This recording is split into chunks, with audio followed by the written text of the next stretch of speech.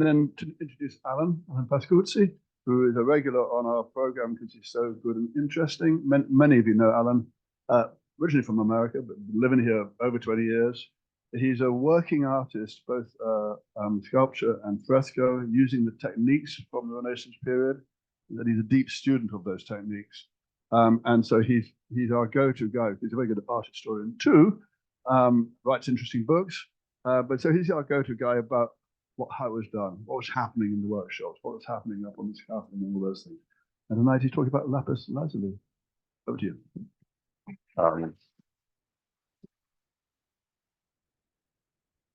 Thank you, Simon. My microphone is on, correct? Okay. I want to thank Simon always for inviting me to do these talks. I enjoy these immensely, to come to the British Institute and speak.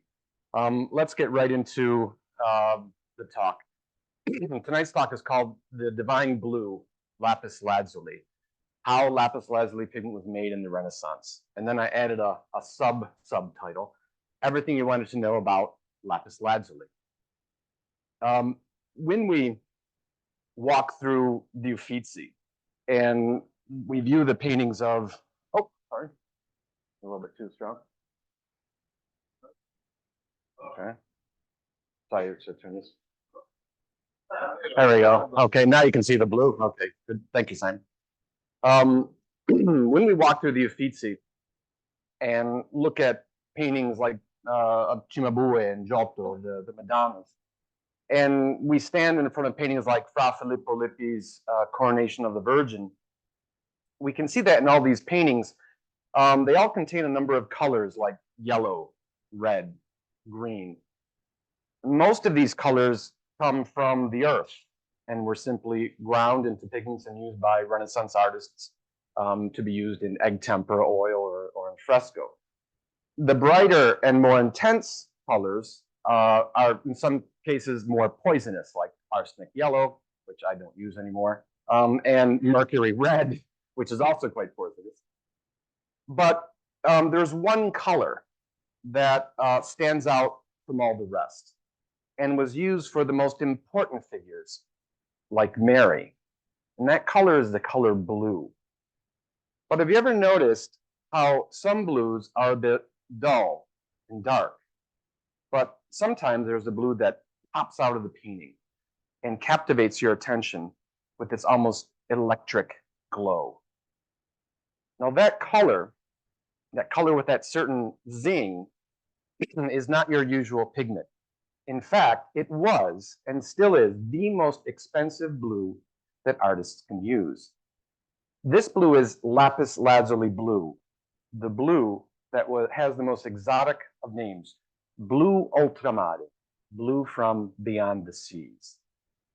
Why was this electric blue called blue ultramare? Why is this color so expensive that it is literally as expensive as gold? Tonight, I want to delve into the history of lapis lazuli. I want to reveal its scientific properties, and I want to show you the practical side of how it was made in the Renaissance. And my intention is not to wax eloquent on how blue it is, but is to explore every aspect of the universe of lapis lazuli, a stone that the ancients called the stone from heaven, which produced a pigment called divine blue. Now, what's the sequence of the talk? The talk is going to start with a basic introduction, etymology of lapis lazuli, and also give a quick history of the stone itself. The second section is the scientific and artistic aspects of lapis lazuli, the geological and physical properties of lapis, why is it blue, and also give a brief overview of the use of lapis lazuli in paintings and Renaissance art. The third section is on the making of lapis lazuli blue pigment, and I'll be showing you through photographs Cennino Cennini's method of making the pigment. And then finally, I want to draw some conclusions from all this. Now, what are the objectives of the talk? The first is a historic. I want to give everyone a background on the most exotic color used in the Renaissance and its importance. The second is the scientific, which is the most difficult. They explain essentially the physical properties of lapis lazuli to understand its brilliant color. And then the third is the practical. to reveal the complex alchemical, almost mystical if you want to add, magical process medieval and Renaissance artists used to extract the most expensive and prized pigment used for the most important of works. Now, lapis lazuli, etymology, lapis, essentially means stone from the Latin, lapis. Lazuli is from the medieval lazulum, which actually comes from the Arabic lazavar, which literally means sky or heaven. It literally means stone from heaven or heavenly stone. Now, the blue is actually lazurite, and that's why we call the national soccer team of Italy the azzurri, because they have the blue shirt. But if you are in other languages, azur, okay, that root word is always, okay, the meaning, the significance of blue. Now, the source of lapis. If you want to get lapis, you're going to have to go to northeastern Afghanistan. More exactly, the Badashkan region. More specifically, the Sar-e-Sang mine. Now, that's a mine that's been around, some people say, for over 6,500 years. Okay, some people say 6,000 years. And that was a source of lapis for most ancient civilizations. So we're talking a northeastern province. Marco Polo in 1271 actually passed through this valley, okay, with the Sar-e-Sang mine, and actually wrote, there is a mountain in that region where the finest azure, in other words, lapis lazuli, in the world is found. It appears in veins like silver streaks. And even though this photograph is not the best, you can still see this lapis, okay, sort of streaks in the mountains themselves. Now, if you're intent on going to get some lapis, here are some directions. You want to go to Afghanistan. You want to reach Faizabad, which is the capital of Afghanistan's northeastern province of Badashkan. You then want to take the road southward through hamlets. These are mud hut, okay, sort of hamlets, to Hazrat Said. From Hazrat Said, it's a full day on horseback to the Panjshir Valley. There's only one small problem, that this is all controlled by the Taliban. The Taliban earn more money from this mine than the entire natural resource sector of Afghanistan combined. It's actually called a blood mineral because of the money that's actually coming from that, but that's a whole other story. Now, lapis. Why lapis? It's prized because of its vibrant blue color. It's deeper than turquoise. It's more intense than other blue stones like sodalite and azurite, which sometimes get mistaken for lapis. But the problem is that it's mixed with calcite and pyrite. Calcite is white and pyrite is fool's gold. Now, ancient cultures specifically exploited the deep blue color of lapis for jewels, amulets, even sculptures. So the blue is extremely important. In fact, probably one of the best examples is the death mask of Tutankhamun, found by, I forget the English explorer's name, where the blue striations of this solid gold death mask is in lapis lazuli. We also know, some research has also found that Cleopatra used crushed lapis lazuli as eyeshadow, okay, as well. Now, if you go to the Old Testament, if you're following this historically, chronologically, in the Old Testament, there are references to lapis, but it's actually known or is known as sapphire. Now, sapphires weren't known before the Roman Empire. And when you read the Old Testament, there's references to lapidis saphirini, which means lapis lazuli. One example, there's also in the book of Job, but also in the book of Exodus 24:10, which states, and they saw the God of Israel, and there was under his feet, as it were, a paved work of sapphire stone. So this brilliant blue sort of stone image. If we're coming into Italy, we know that the Etruscans actually had access to lapis. And some of the Etruscan tomb murals of 450 BC, like the Giustiniani tomb in Tarquinia, named after Justiniani because of the Principessa. Justiniani was actually present when they actually opened it. Now, these aren't frescoes, but they actually had lapis they were using in these tombs that basically showed daily life. So we know that the Etruscans were enamored of its blue color. And then we have the Romans. Now, the Romans, being very practical people, believed that it was a powerful aphrodisiac. And they sought after the blue. Pliny the Elder mentions it in certain cases, and he considered the stone, very poetically, as representing the blue of the heavens and the gold glitter of the sun, that being from the pyrite, okay, and the calcite. And he basically states it's opaque and sprinkled with specks of gold. Little did he know that it was actually pyrite, the fool's gold. From the Roman era, we get into the period of the Middle Ages, so to speak. And we know that traders who were traveling the Silk Route, okay, from Venice, obviously, into Asia, basically passed through present-day Afghanistan, okay, Kabul being an example. It was then imported through Venice because they had the connections with the Islamic world, okay, overseas and then by boat, okay, which came in from Afghanistan to Venice. And then from Venice, it was actually transported to Milan, Padua, and Florence. It's no wonder that the Venetians were the very first painters to actually take advantage of the blue, okay, pigment for their paintings. They were the first to actually use it. The first knowledge of it being used as a pigment is from around 600 AD.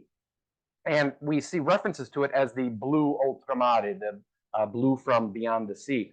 And one of the best treatises of the time period, Cennino Cennini of 1399, calls it the illustrious, beautiful, and most perfect beyond other colors. And I'll be referring to Cennini heavily and later in the talk.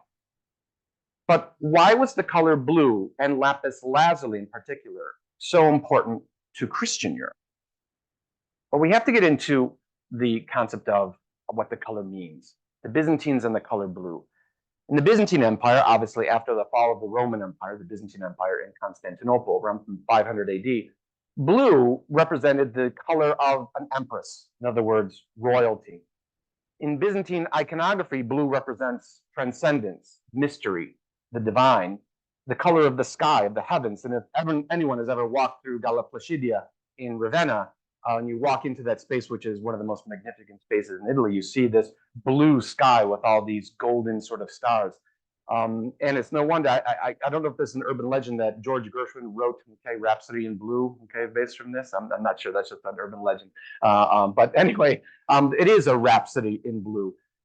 So it was from the Byzantines that started this sort of reference of blue and sort of royalty and this other sort of significance, I should say. It's the Christians, however, and Byzantines also were Christians, obviously, where they were using blue specifically for representations of Jesus, Mary, and the saints. If you go up to San Miniato al Monte, or even in the baptistry, you're going to notice that the largest figure in those structures is Jesus, okay, the Pantocrator, the blue cloak, okay, being the King of Heaven. Mary, to his right, okay, also in blue, and even Saint Minius, who is also in blue as well.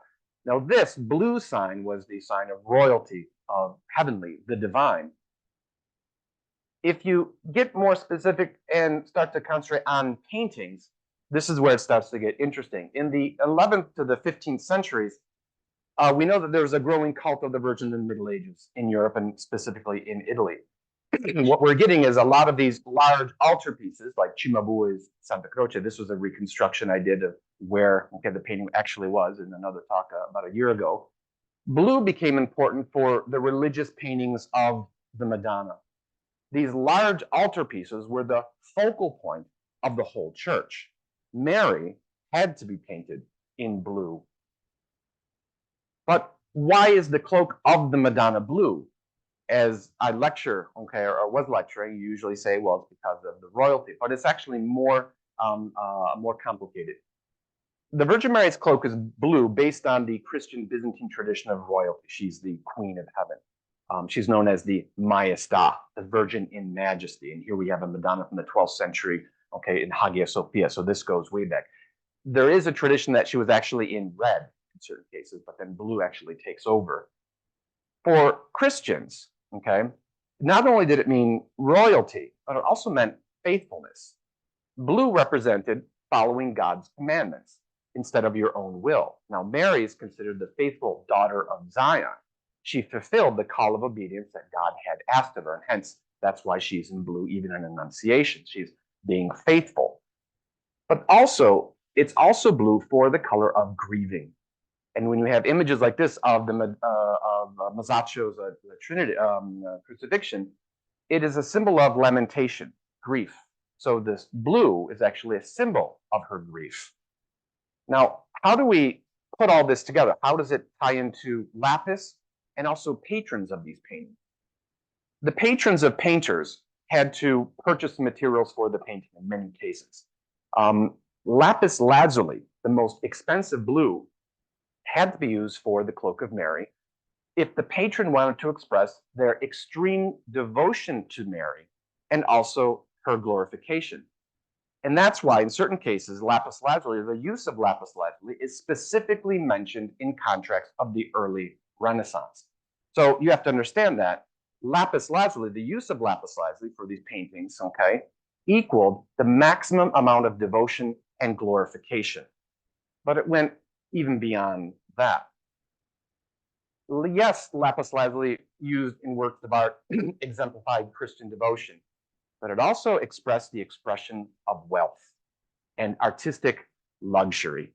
Now, if anyone's been into the Scriveni Chapel in Padua by Giotto from 1305, and you walk in there, you realize that this goes beyond just using blue. Now, if anyone knows the story of the Scriveni, it's Reginaldo Scriveni, who was a loan shark. He was hated by the church. He was denied a Christian burial. And his son, Enrico, oh, by the way, was also put in Dante's seventh rung of hell, sitting on hot sand. Enrico, his son, okay, spared no expense and had, okay, Giotto use lapis lazuli, which in this case was, you could say, an artistic status symbol for Giotto, and also an artistic conspicuous consumption, okay, showing off, okay, the use of wealth, the ability, okay, to use. Now, when you look at some of these images, excuse me, and the amount of square feet, okay, covered in lapis, and when I show you the process used to make it, you'll realize how expensive this actually really was. So section 2, lapis lazuli, the geological properties. This is the most difficult section of the whole talk. Lapis lazuli is different from any other natural earth-based pigments. Lapis lazuli is a rock. It's not a mineral. Remember, a mineral has one constituent. Lapis forms with other minerals, calcite and pyrite. So it's all mixed up together. In case you're wondering how I got these images, I went to a marble place and asked for 2 stones of lapis. These are about the size of a softball.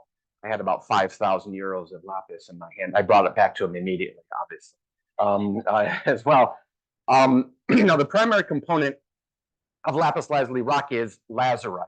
Okay, now lazurite, if we get into the technical, is a silicate mineral composed of some sodium, and there's also some sulfur impurities. The white, as I mentioned before, is calcite, which is a white mineral, and it also has pyrite or fool's gold. Okay, all mixed into it. But why is lapis lazuli so blue?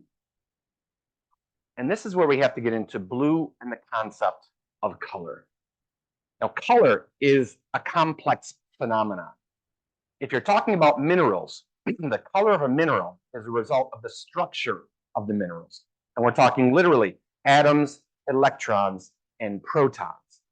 Now, the electrons, and that sounds like a science class, I know, in atoms and molecules, excuse the spelling, in minerals are arranged in these energy levels, okay, that actually circle around.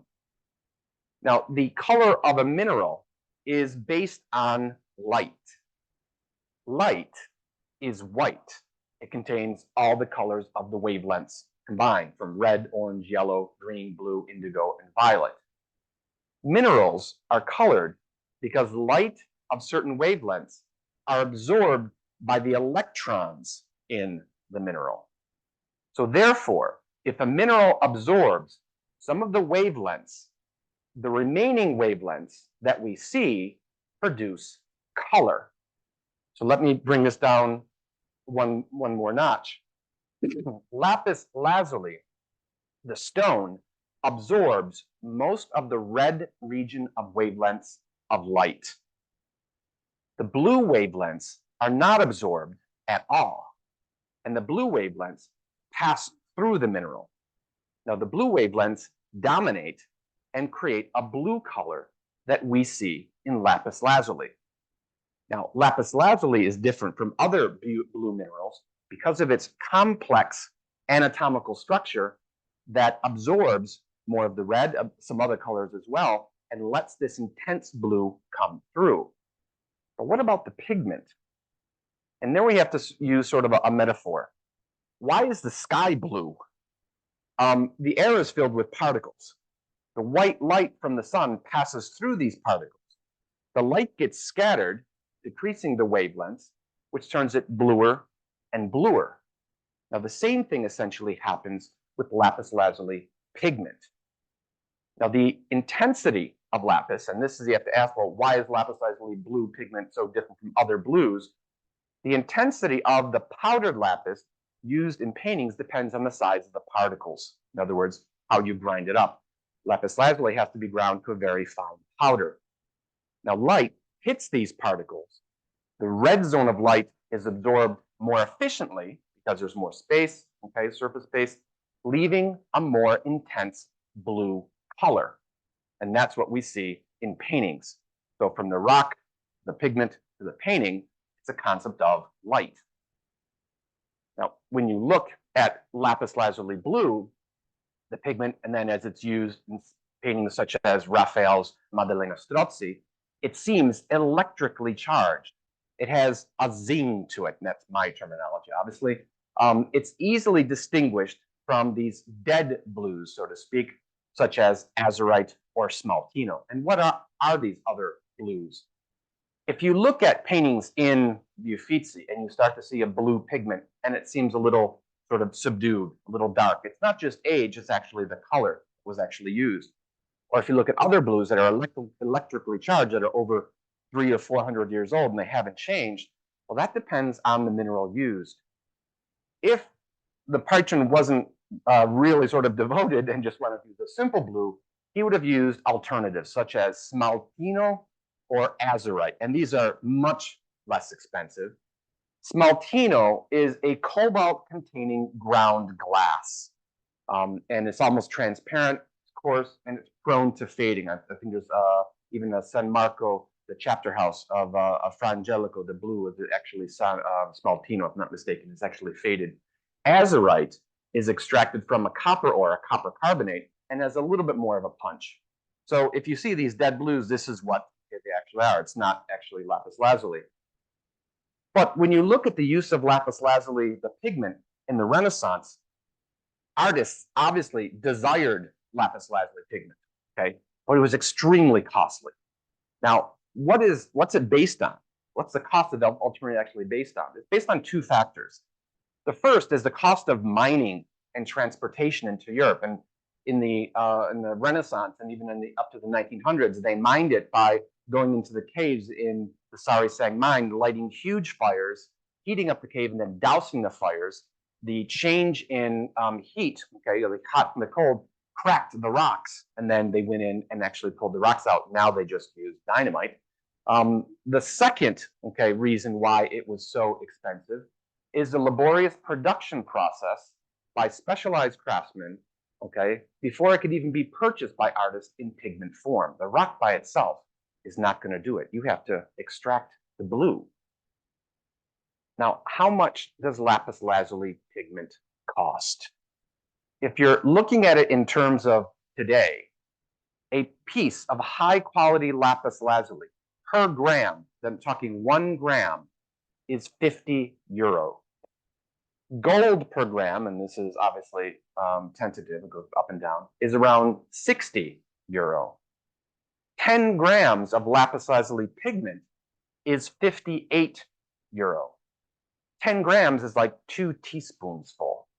So if you put 2 teaspoons of sugar in your coffee, okay, if that was lapis, that would be 58 euros.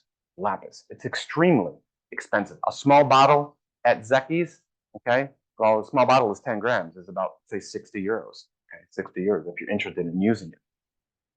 Now, the history of lapis, okay, going through when it was used. It was used in Renaissance art, and it's no wonder that the most important works of Renaissance art contain lapis lazuli. The Scrovegni Chapel in Padua from 1305, as I mentioned, okay, massive amounts of lapis lazuli pigment. In this case, you can even see how it was used and actually used in certain cases a secco with the binder, because when you're using it in fresco like I have, even when you clean your brush, that's about 2 or 3 euros, okay, of lapis that's actually wasted. It's no doubt, and I don't know if this is a Renaissance urban legend, that sometimes they would steal lapis and scrape it off the wall, okay, and then reuse it. I would believe that. Okay. If you look in the Uffizi, the lapis lazuli in some of the paintings, such as Fra Filippo Lippi's Coronation of the Virgin, okay, in the Uffizi, 1441 to 1447, Saint Eustachio is actually in this brilliant blue, okay, lapis, okay, with his two sons and his wife.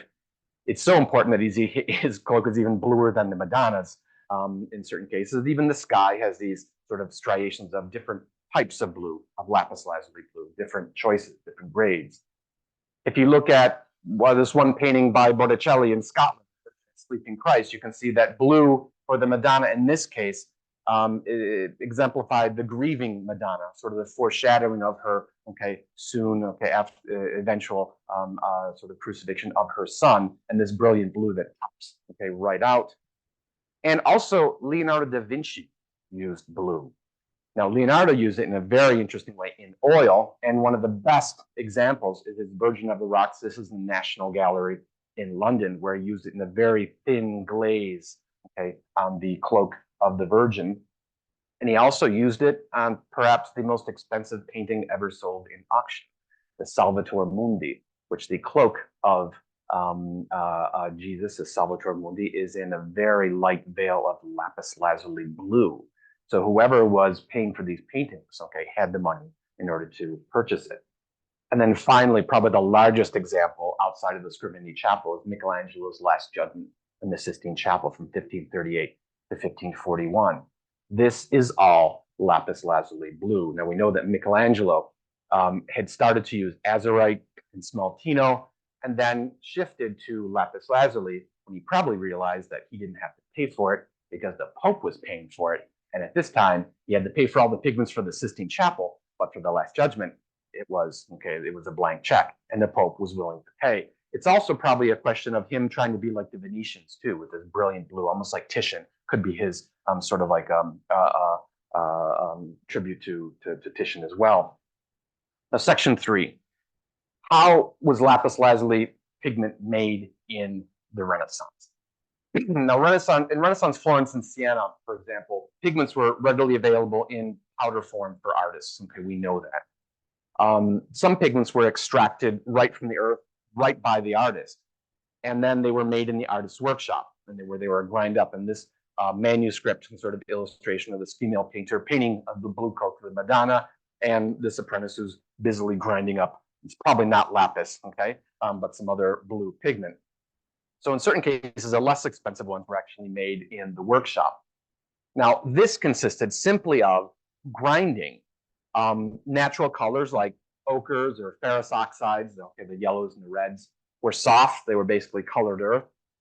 These pigments were ground with water on a stone like porphyry with a muller, okay, as I've shown down below. This is to mainly reduce the lumps and to then reduce the particle size, and then you have to wash it and dry it and clean it and wash it and dry it, and then it's stored for use. And this is very simple. You just grind the raw earth. But how do you make lapis lazuli pigment? It's not, okay, from the earth. Remember, it's a rock. The method used to make lapis, the lapis lazuli pigment, is found in Cennino Cennini. Now, Cennino wrote this in 1399. This is a complete how-to manual for artists in the late Middle Ages and medieval to the early Renaissance. Fantastic book. You read it almost like a novel. In it, he explains how to make materials from nature for painting, specifically pigments. Now, he includes, which is actually one of the longest sections in the whole book, a complete step-by-step process of how to make lapis lazuli blue pigment. Now, making lapis pigment, remember that lapis simply can't be crushed to prepare it as a pigment. Lapis rock has impurities, calcite, pyrite, and the lazurite, the blue, has to be separated from those. Now, this requires various materials, processes, and steps. In essence, alchemy. Now, what does Cennino say about this when he starts this section? I want to read it to you, so I think it's extremely interesting. Ultramarine blue is a color illustrious, beautiful, and most perfect beyond other colors. one could not say anything about it or do anything with it that is its quality would not still surpass. And because of its excellence, I want to discuss it at length and to show you in detail how it is made. This is the process I'm going to go through, okay, in the next few minutes. From the stone to the pigment. It's extremely complex. It's a process that still today scientists aren't exactly sure why it works. I want to go through step by step, okay, of the process. Step one, choosing the lapis stone. This is what Cennino says. To begin with, get some lapis lazuli. That was easy enough. And if you want to recognize the good stone, choose that which you see is richest in blue color, because it is all mixed like ashes. And this is, okay, what it actually looks like. But see that it is not the azurite stone, which looks very lovely to the eye and resembles enamel. It's very difficult in certain cases to identify lapis. In fact, I found a treatise from 1822 by Silvestri that actually says the only way to be really sure, obviously if you can get it from a good dealer, but if you're not sure, is to put your stone in the fire and leave it there until the fire goes out. Take it out from the ashes and hit it with a hammer. If it breaks into small pieces, it's not lapis. If it remains solid, then it's lapis. Okay, it'll take a little bit. Okay. Now, once you've found your stone, what's the next step? You need a hammer and you need something hard, and you've got to break it to pieces. And this is a rock. Okay, you're breaking it, literally fracturing it, okay, in order to grind it down, okay, step by step. So after you get your hammer, that's about a 5-pound hammer hitting it down, okay, you then need this. What does he say? You want to pound it in a bronze mortar, covered up so that it may not go off in dust. The dust is money. So you want to get a bronze, in this case, okay, a brass, okay, I had a brass mortar and pestle, okay, and basically you're just grinding it up. You want to keep it covered, and I used a piece of leather so that the dust, the little pieces, don't fly away. They're difficult to pick up, but you want to keep everything back in there. Now, what does Cennino then say? Okay, you want to keep on grinding it until you reduce the lapis to, okay, basically particle form, and you start to see that the calcite and pyrite start to, okay, create this white haze. And then he says this: put it on your porphyry slab and work it up without water. And this is mainly to sort of grind out, okay, the larger pieces, right? Try and get them even smaller. Now, you probably need a porphyry slab, which is better because it's actually hard. Okay. From there, you want to take a covered sieve, such as the druggists use. This is what Cennini says, for sifting drugs, and sift it and pound it over again as you find necessary. So you have to sift out the larger pieces, regrind those, okay, all again, so that it's completely uniform to get this very fine blue pigment, I should say powder. Step 3, and this is where the alchemy starts. Suspending the lapis powder in pine rosin, gum mastic, and beeswax putty. And this is what he says. When you have this powder already, get 6 ounces of pine rosin from the druggists, 3 ounces of gum mastic, and 3 ounces of new wax for each pound of lapis lazuli. Now, these are these 3 materials. What are these 3 materials? Pine rosin is called peche greca or colofonia. That's a resin from pine trees that's distilled and made into a transparent solid resin. Gum mastic is dried resin from mastic trees, which grow on the Greek island of Chios. It's extremely expensive. About 10 grams is about, I think, around 15 to 20 euro. You can actually eat it too. I think it's used in pastries. And then the third material is beeswax, which is produced by the apis honeybees. Now, these 3 materials, okay, why were they chosen? We're not sure. But these 3 materials are essential to extracting the blue pigment. What do you then do with them? This is what Cennini says. Put all these things into a new pipkin, in other words, a new sort of container, and melt them up together. So from here, after you put all these together, and there's a certain, basically a 2-to-1 ratio, okay, you have to put them on a double boiler, a banyo maria, and the solid wax gum mastic, and resin begin to melt into this buttery sort of consistency. And then Cennini goes on and he says, take a pound of this lapis lazuli powder and mix it all up thoroughly and make a plastic of it. So in essence, you take your ground lapis lazuli and begin to mix it into this hot wax resin gum mastic, okay, mixture.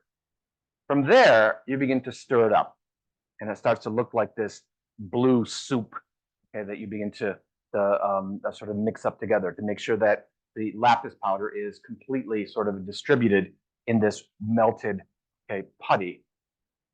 From there, you have to let it cool a little bit, and you have to pour it on a surface. Now, I had a marble surface, and essentially you have to pour it out when it's still fairly liquid. And what Cennini actually says is, well, you're going to have to start to work it. And he says to get some linseed oil and put it on your hands as a lubricant so that it doesn't stick to your hands and you can actually work with it. And from here, this sort of wax, when it's still fairly warm, he says, keep this plastic for at least 3 days and 3 nights, working it over a little every day. And you start to make, essentially, now there's various forms you can make, but the easiest is sort of like this lapis lazuli blue putty stick. But this is just the beginning. You have to let it congeal and cool. And then you have to work it over for 3 days. So you have to have water heated up. You dip this wax, okay, sort of putty with the lapis in it, and begin to rework it. Now this ensures that the lapis powder and all the impurities are evenly distributed, okay, in this sort of waxy-ish part, sort of putty. And you have to do this for at least 3 days. Then section 5, and this is where the alchemy comes in. The extraction of pigment in lime water. And this is what he says.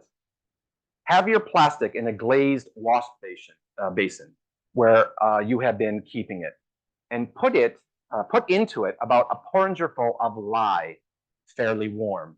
So you have your hot water, your lye, and your lapis, okay, for the putty stick. Now, what is lye? Lye in Italian is lascivia. It's actually sodium hydroxide or potassium hydroxide. It's extremely alkaline. They use it to make soaps, essentially. And you have to make sure you can break it up so you can use various things.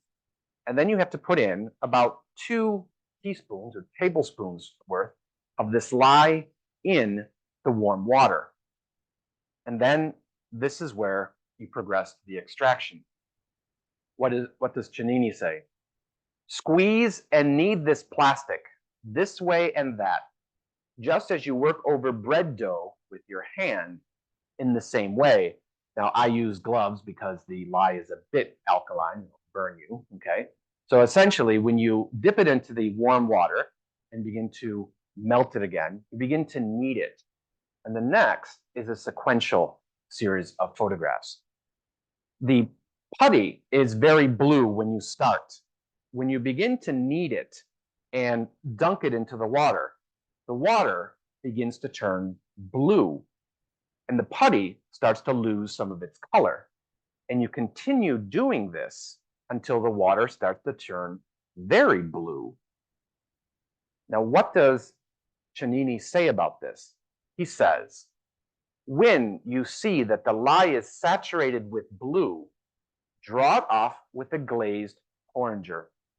Then take as much lye again and put it on the plastic and work it over. And go on doing this for several days in the same way until the plastic will no longer color the lye. Now you can already see in this photograph, when you start to take away the water, what's actually left. What's left is only lapis lazuli, only the blue, and it's absolutely electric. This is the extraction of blue pigment.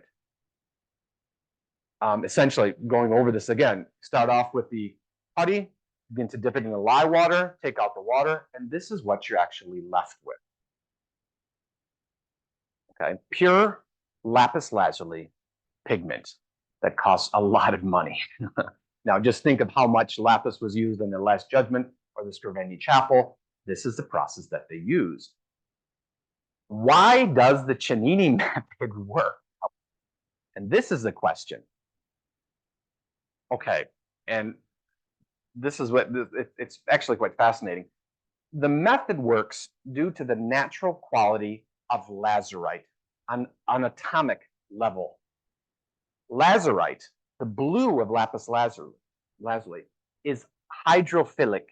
In other words, it has a strong affinity for water. Lazurite, therefore, bonds with the hydrogen in water. Lapis lazuli powder seeks and dissolves in water. Pyrite and calcite, which are the impurities, are hydrophobic.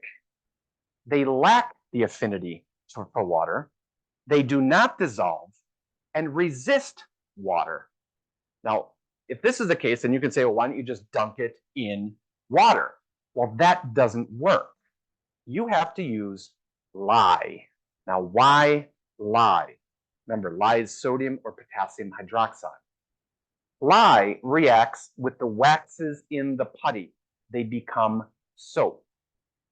The protons from organic acids that are produced in these soaps react only with the mineral impurities of calcite and pyrite, not with lazurite.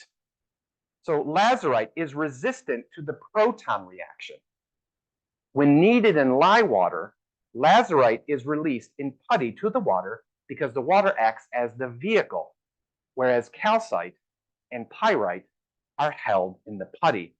Now, this is just a tentative hypothetical explanation of why this works. I have a friend who's a physicist who's written even papers on this, and they're not really sure that this is the case. This is what they think. You're probably asking, how in the heck did Cennino Cennini in 1399 come up with this? Okay. Now, to sort of go back over the whole process, you start with the putty, the hot water with lye, begin to knead it. Okay. The water starts to get bluer. You take off the lye water, and you've got your pigment. And then you keep on doing this, okay, over and over again until it doesn't release anything. This is the end result of the Cennino method. Okay, absolutely foolproof. It works perfectly. I've done this. In fact, I'm doing this. Okay, it works. It still amazes me when I do this. Okay. Now there are different grades of lapis, and remember when Cennini says you have to do this over a series of days. The first few extractions are the first choice, and those are what you want to put together. The first few bowls, and that's the number one. That's the best choice. The second grade are like the second day, and that's actually a little bit less intense. And there's actually a third type called the, I think, Biadetto di Ultramare, which is actually a lighter blue. Now, in working with lapis lazuli, this gives an extremely deep blue. Sometimes it's almost too deep.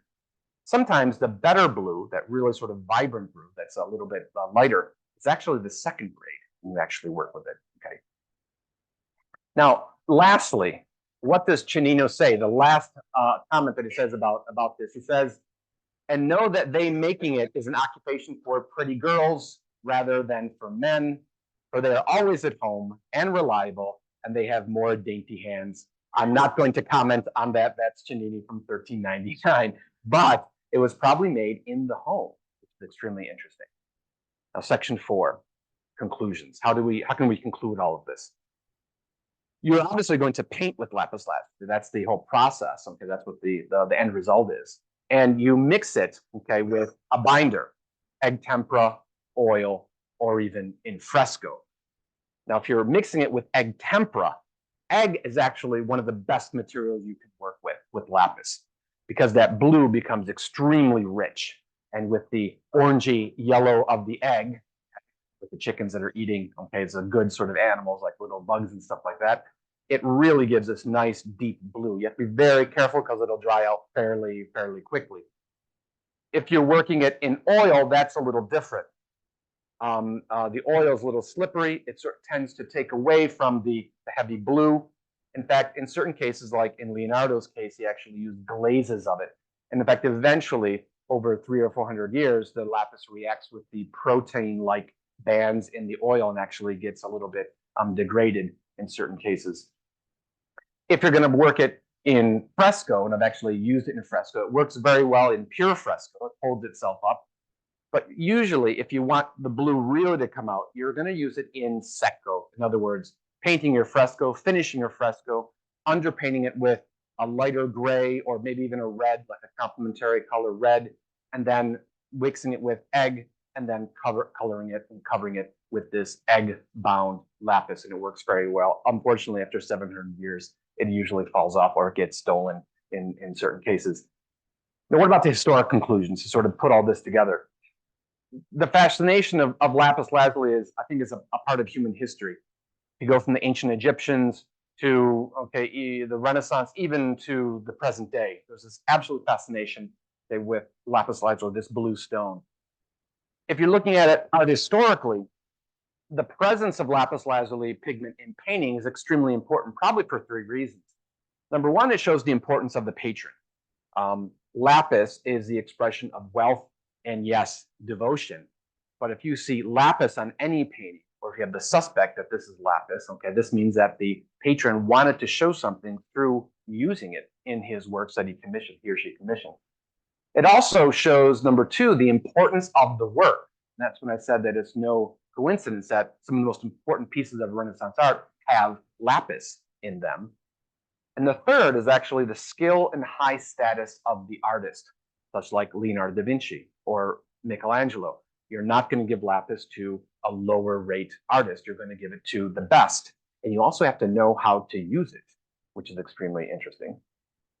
If you're looking at, however, the aesthetic, our fascination may result from, you could say, the exotic nature of lapis, the Far Eastern provenance from Afghanistan. Could be the symbolic, the iconographical significance steeped in Byzantine and Christian tradition. It could simply be the economic. You're working with something that's extremely, extremely expensive. It could also be the magic and mystery of it, the almost magical alchemical process to make it. But the one experience that I had with lapis, when I had an antique dealer come into my studio, I just finished extracting some, and I still had it fresh in the ceramic basin. He came over and he looked at it, and he just said, "Wow," and his mouth dropped open. And I think that's what lapis does. It just makes us go, "Wow." And I think that the fascination might be just from the fact that it takes your breath away and truly seems like a divine blue. Thank you.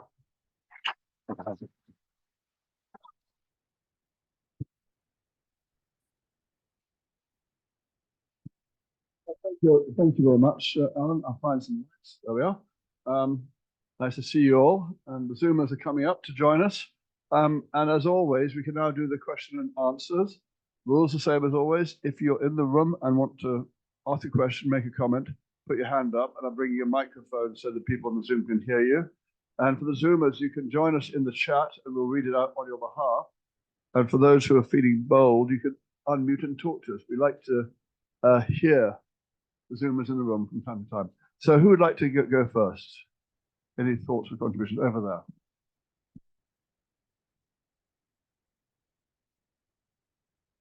First of all, excellent chat.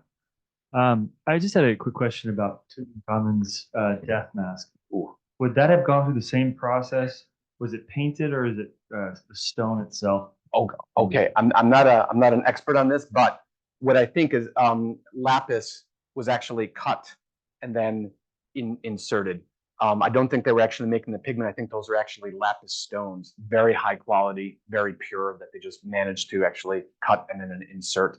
And they were using sculptures. I think now, I was just speaking to one person present this morning, this evening, is that sometimes people like the impurities because of the white and the gold, but I think you can find lapis which is almost pure, which is actually really, really high quality. It's a good question though.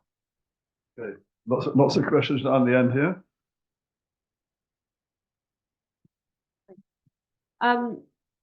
You think about more modern times, like the contemporary interpretation of lapis lazuli, how have more modern painters been using it? Because obviously you mentioned it was used in religious art, and then associated with that, how do current contemporaries associate the color with?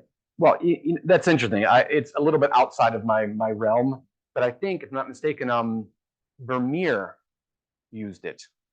The girl with the pearl earring, if I'm not mistaken. That's about as modern as I get. But the problem is, in fact, I remember when I first had to use it because I had a patron who said, "I want lapis." It was extremely interesting. It was for a triptych for this one French family. And I had never used it before because it's just out of your realm. We like to get tubes of pigment, and it costs maybe what, 5-6 euros, not 58 euros for 10 grams of it. So unfortunately, I think if you see it, and I've actually seen some really nice paintings, I think from the Florence Academy of Art or even John Michelangelo's, which they've used glazed, and they're absolutely brilliant. They're beautiful. And I think when you reach a point of art where you want to go that extra step, lapis is the next step. Unfortunately, I don't know of any examples from modern art history. I'm sure it has been used though, but it's still very expensive. It's a good question. Sorry, just to continue on. Like, how did you use it? Like, how did they ask your French patrons or whatever? How did they ask you to use it? Okay, well, blue for anyone who's French, who's from Bordeaux, he went to Madonna and was fairly religious, so he understood that the use of lapis was exactly the way I explained. There was a maximum aspect of devotion. He also had the money. He was a wine importer to New York City, so he had the money. And when he asked me, and I said, "Okay, well, you have to pay for it," and he did. But it was interesting that mechanism must have happened back in the Renaissance. Botticelli, maybe even Michelangelo, when they want to go the full, the full Monty, so to speak, they go lapis. Okay, it's really interesting. Good question. Was lapis lazuli ever mixed with other pigments or materials? Okay, it's almost sacrilegious. When you work it, you can mix maybe a red, but you want to mix like a vermilion. You don't want to mix it with an earth because it just deadens everything. Even mixing it with white, you just start to see that it just starts to die. So when I've used it, it's always, I mean, this is just my personal. I've always used it in its purest form because that's when you really see that electric blue. It's not, you can still do it, but when you start to mix it, you just feel like you're doing something wrong, something bad. And some other questions. Okay. We've got lots on the Zoom, so we're going to bring them in. I note that Sarah's already put up the message asking the Zoomers to make their contributions. So don't forget to do that. But Yolanda Bentham says, fabulous talk. So is there now a modern synthetic way of getting the same effect? Oh, okay. In fact, this is interesting. In fact, that's actually a segue to the one question. In the 1820s, they actually made a metallic blue called ultramarine, which is the same name. And if you go into Zecchi's, you can get lapis, which is in a little bottle, or you can get ultramarine blue, which has a good kick. And I think most people use that. It's got a really good sharpness to it. I think now they even make lapis lazuli pigment in the tube, and also small little watercolor squares of lapis. The problem with the ultramarine that they use now is that it's a little unstable in fresco. It doesn't hold up. It actually doesn't really hold up to the alkaline, the lime. But in oil and even in egg temper, it actually works pretty well. So you can't. There are substitutes to it. That's well. Nancy Shearer comments: blue dye for fabric from woad and then from indigo would have been uncommon until the late Middle Ages in Italy. So that would have made the Virgin's blue cloaks look even more rare because they didn't have blue colors on their own clothes. Right. Yeah. That's interesting. Fan mail from Stephen Baisby. Looking forward to seeing you. Thank you. Was the lapis ever stolen for workshops? I'm sure it was. Yeah. and again, there's this Renaissance urban scraped off paintings and scraped off the fresco. Roslow comments: when you were doing the extraction process, did you really use 1 pound of lapis? The amount seems huge. Okay, no, because that would have been about $1,000. No, but you can do it in very small amounts, and that's what I use. Isabel McGregor, hi Isabel. Lapis found also in Peru and Chile. Okay, it's found in Chile and it's also in the Baikal, near the Baikal Lake in Russia, if I'm not mistaken. So there are sources, other sources, but the best is in So Afghanistan. what was it? Is it cheaper if it comes from South America? I would guess, yeah. Brenda McCall can superb lecture. When blue replaced red as the favorite color in the Middle Ages, would you say that Newton's color spectrum damaged red even more by placing it at the end of the spectrum? Oh dear. That's on that one. Livia Morgan's got some questions. Livia, do you want to unmute and talk to us? Okay. That was absolutely wonderful. Marvelous lecture. Thank you. I have two questions, one historical and one technical. The historical one is when, this is obviously an extraordinarily complicated process. When was it first discovered? You mentioned Venetian, but I would like to know precisely if you have the answer. Well, do you want to answer that one first, and then I'll my other question. I can't hear you anymore. Something's happened. I think I need the microphone. Okay. Oh, sorry. Cennini is the first to actually write it down. There are other methods of just keep on grinding and keep on washing it and slowly getting out some of the calcite and pyrite, but it's never going to get that electric blue. It's always going to have some of those impurities. So I'm sure they used it by just grinding it up, and whatever came out came out.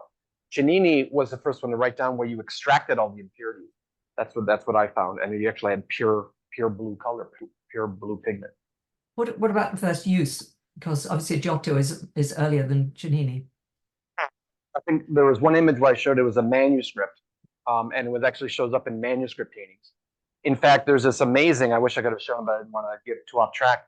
They found a skull of a manuscript painter that had lapis blue pigment wedged behind her front tooth. And that's because she would clean her brush with her mouth, and the lapis dust actually sort of became lodged behind her tooth, and they found this, and that was one of the reasons why they knew that it was being used in manuscripts. And this is, like I said, by the 600 AD they were using it for manuscripts and other things as well. I should have shown it, but I didn't want to get too gory. Thank you for your question. I'm now going to do a commercial on behalf of Alan himself, because here's a kicker. You're actually to make some lapis yourself. Alan is running a workshop where you've got small quantities of the stuff. Yeah. Turn it into the pigment. You can actually do this real process under Alan's guidance. And there's a brochure here at the front. But we'll put the link on the what's on Monday. But if anyone you want to actually get your hands dirty and do this, here's your man. It's really interesting. More questions. Oh my goodness, lots and lots. I'm going to go in the order they came out. 1, 2.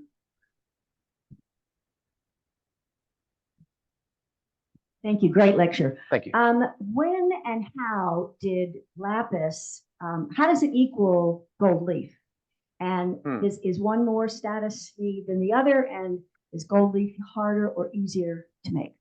That's an interesting question. That's I think, again, when you go back to the use of blue, if you go back to Galla Placidia and Ravenna, Santa Pollinata in Classe, there's that the juxtaposition of gold and blue. San Miniato al Monte, okay, those mosaics from the 1100s. The gold is divinity. The blue is the cloaks that they wear for divinity. I'm not really sure where that comes up. I know there's images. If you go to Roman catacombs, blue isn't really used. There's other colors, and I think it happens right around the Byzantine period, like 500 AD. Like I said, when blue starts to get associated with these. And then Hagia Sophia, like the 1100s, and you get that image of the Madonna in the gold background. So I'd have to you have to look at a whole sort of wide range of when it does start to pop up. But I think it probably comes from the use of mosaics, the blue and the gold. If that answers your question, I'm not sure.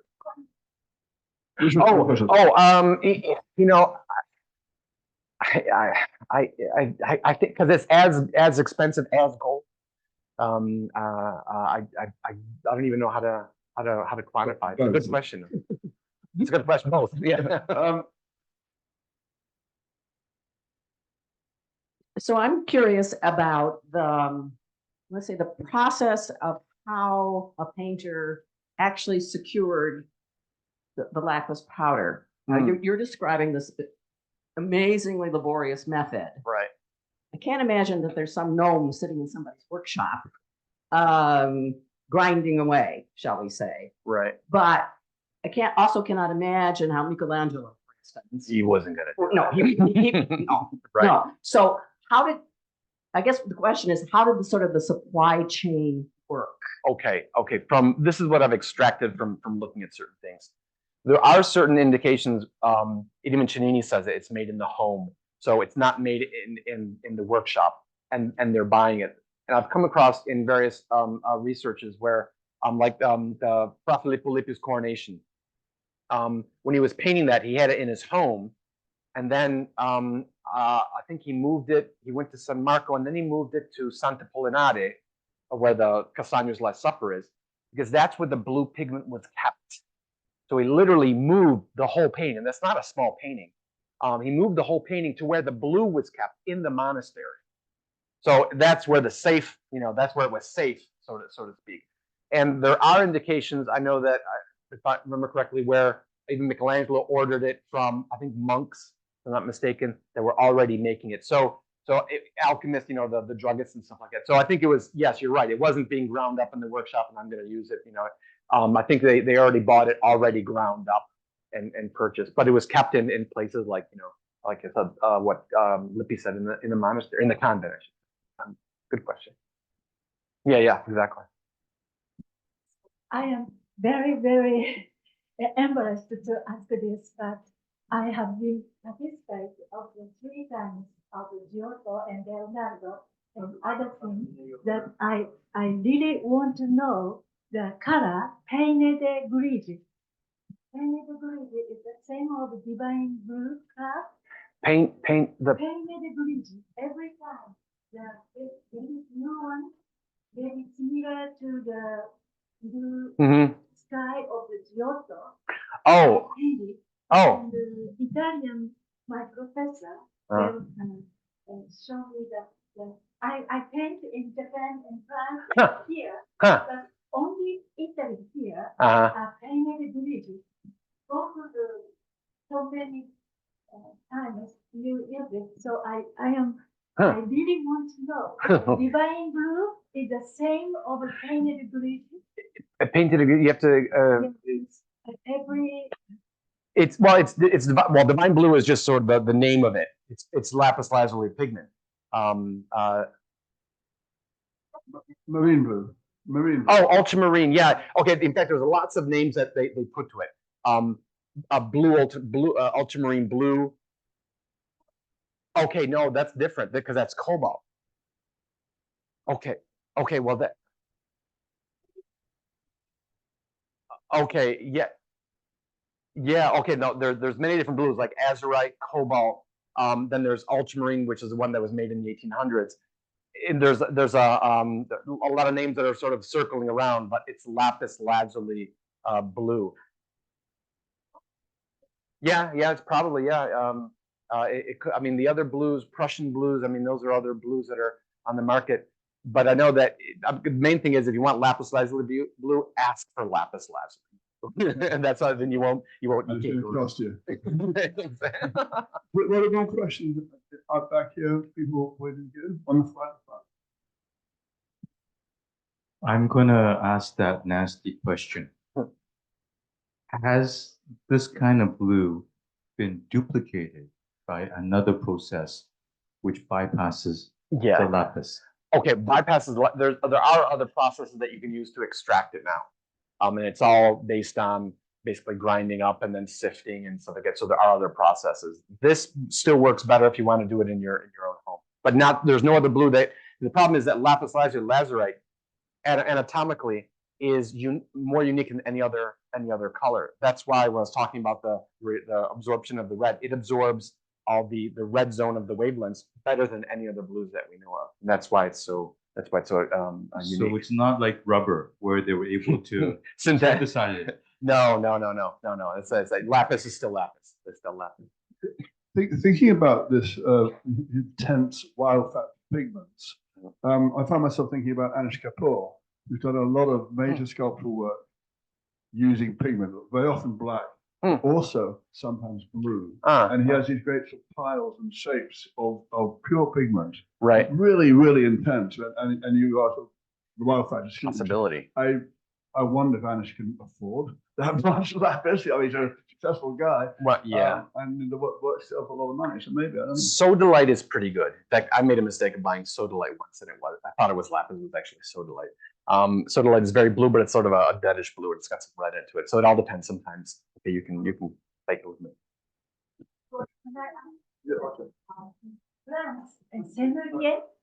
Sennelier. Oh, jeez. Sennelier, Picasso utilizza pigment of Sennelier. That's out of my. Oh, cerulean blue. That I'm not sure. It's actually outside of any more questions from the audience? I think there's a little bit more on the Zoom. So the room audience, all audience. Richard Blackburn, when used in mosaic, gala, placida, etc., is the lapis pigment put between two layers of clear glass, similar to the way that gold tesserae are made? That's a good question. Very good. That's a great. I didn't understand it. Did you understand? Yeah, I know it exactly. I mean, sometimes they use colored glass, and they didn't extend. It was just colored glass. But I think it was just, and you can use any other thing. But that's a really. I have to look into that. I think this debate could go on all night. It's a really, really interesting subject. But we're getting towards wine time in the room, and back home, Zoomers, please have one on us out of your fridge or your wine cellar or wherever you may be. Here we drink great Chianti Classico from our friends at Basilica Caravaggio, and that's in the other room. But before we go through that, I want to thank Penny again, Penny Howard. Thank you, Penny. Yeah, it's very successful. Thank you, Penny, and above all, we must thank Alan for a great lecture. Thank you. Thank you all. See you next time. Thank you very much. Thank you all for coming out. Thank you.